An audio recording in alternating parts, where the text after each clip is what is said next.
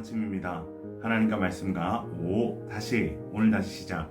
안녕하세요. 김배강 목사입니다. 오늘 아침 함께 묵상할 말씀은 이사야 53장에서 55장까지 말씀입니다. 중심 구절은 이사야 55장 6에서 7절입니다. 너희는 여호와를 만날 만할 때에 찾으라. 가까이 계실 때에 그를 부르라. 악인은 그의 길을, 불의한 자는 그의 생각을 버리고 여호와께로 돌아오라. 그리하면 그가 긍휼히 여기시리라. 우리 하나님께로 돌아오라. 그가 너그럽게 용서하시리라. 아멘.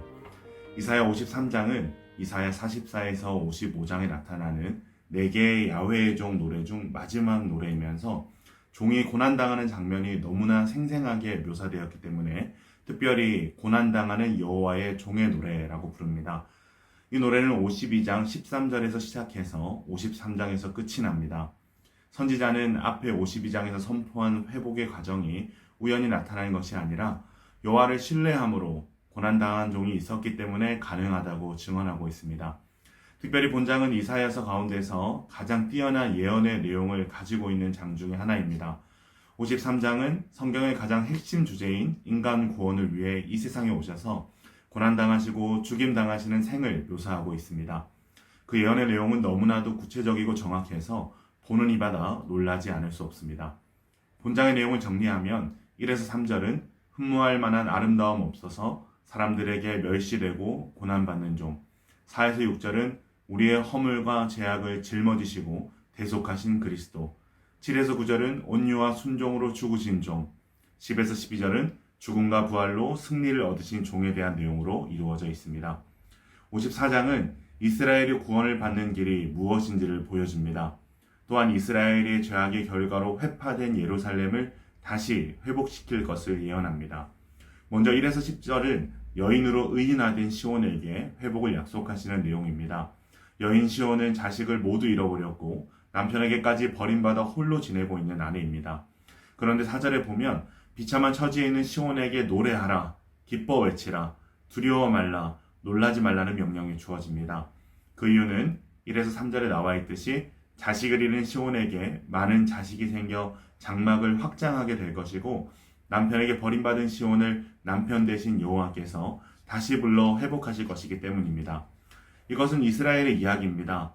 이스라엘은 비록 심판 중에서 고통당하고 비참한 상황을 겪어야 했지만 하나님께서는 그 시간을 7절에서 잠시라고 말씀하시는데 그 이유가 8절에서 10절에 나와 있습니다.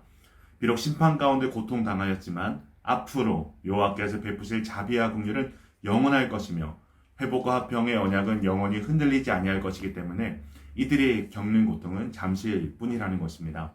10절까지의 내용이 이스라엘을 여인으로 의인하여 회복의 메시지를 전했다면 11에서 17절은 성의 재건축이라는 묘사를 통해 시온의 회복을 소개합니다. 여기에서는 여호와께서 시온을 회복시키시는 주체라는 점이 강조되어 있습니다. 여호와께서는 황폐해진 시온성을 아름답고 화려하게 만들 뿐 아니라 공이라는 든든한 기초 위에 세울 것이라 약속하십니다. 그래서 이제는 어떠한 대적들도 여호와의 성 시온을 당할 수 없으며 시온에 큰 평안이 있을 것이라 약속하십니다. 54장에서 시온의 회복이 약속되었다면 55장은 이스라엘이 그 회복에 참여하도록 초대하고 있습니다. 목마른 자들, 돈 없는 자라는 은유적 표현은 자신의 목마름과 허기짐을 해결할 수 없는 이스라엘의 비참한 처지를 대변합니다. 그러한 이스라엘에게 회복으로의 초대를 하고 계시는데 2절에 보면 이스라엘 백성이 자신들의 생각과 삶의 모습을 고수하는 한 그 회복에 참여할 수 없다고 말씀하십니다. 그들이 회복에 참여하는 방법은 단 한 가지입니다. 하나님께서 하시는 말씀을 듣고 귀를 기울이며 순종하는 것입니다.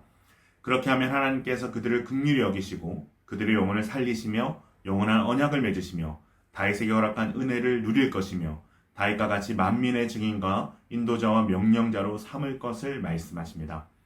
이런 하나님의 회복의 메시지가 선포될 때에도 이스라엘의 영적 상태는 여전히 패역했습니다. 그래서 선지자는 더욱 간절히 호소합니다. 6에서 7절을 보면 너희는 여호와를 만날 만할 때 찾으라. 가까이 계실 때 부르라. 악인은 그의 길을, 불의한 자는 그의 생각을 버리고 여호와께로 돌아오라. 그리하면 그가 긍휼히 여기시리라. 우리 하나님께로 돌아오라. 그가 너그럽게 용서하시리라. 그리고 그 이유를 등장시키는데 첫 번째는 8에서 9절에 보면 그들의 생각과 길이 여호와의 것과 다르며 여호와의 생각과 길이 그들의 생각보다 높기 때문이라고 말합니다. 두 번째로 10에서 11절에 보면 여호와의 말씀이 반드시 성취될 것이므로 돌아오라고 말합니다. 비가 눈이 내리면 땅이 소출을 내는 것처럼 하나님의 입에서 나온 말씀은 결코 헛되이 돌아가지 않고 이루어질 것입니다. 그렇게 이스라엘은 하나님의 약속을 믿고 돌아와야 삽니다. 그렇다면 이스라엘이 여호와께 돌아올 때 어떠한 결과가 있을까요? 12에서 13절에 기록된 것과 같이 그들을 압제하고 괴롭게 하던 모든 것에서 벗어나 기쁨과 평안과 축복의 길로 걸어가게 될 것입니다. 오늘 말씀을 통해 우리가 얻을 수 있는 교훈은 무엇일까요? 그것은 바로 여호와께 돌아오라 라는 것입니다. 이스라엘은 하나님의 말씀에 귀를 닫고 하나님을 떠났습니다. 그 결과 이스라엘은 자신들의 심각한 죄로 인해 큰 심판을 받습니다. 그러나 하나님께서는 그들의 죄악을 용서하시고 다시 회복할 수 있는 길을 제시하십니다. 그것은 바로 여호와께 돌아오라 라는 것입니다. 그렇다면 여호와께 돌아온다는 것은 무엇일까요? 우리가 너무나도 익숙해져 있었던 우리의 생각, 우리의 습관, 우리의 삶의 방식을 버리고 하나님의 말씀을 듣고 귀를 기울이며 그 말씀에 순종하여 나아오는 것입니다. 그때 우리는 다시 하나님의 영원한 언약 안에서 참된 회복을 누릴 수 있습니다. 이사야 선지자는 이스라엘을 향해 간절히 호소합니다. 너희는 여호와를 만날 만할 때 찾으라. 가까이 계실 때 그를 부르라. 더 이상 길을 닫고 어리석은 길로 가지 말고 하나님의 회복의 메시지가 선포되는 이때야말로 하나님을 만날 만할 때요. 하나님이 가까이 계실 때라는 것입니다. 사랑하는 기쁨 가정 여러분, 오늘 이 말씀이 우리의 심령에 울려 퍼지기를 원합니다. 지금이 바로 여호와께 돌아올 때다. 오늘 아침 영원한 자비와 긍휼하심으로 회역한 우리에게 회복으로의 초대를 하시는 하나님을 찾고 부름으로 여호와께 돌아가시는 기쁨 가족들 되시길 주님의 이름으로 축원합니다.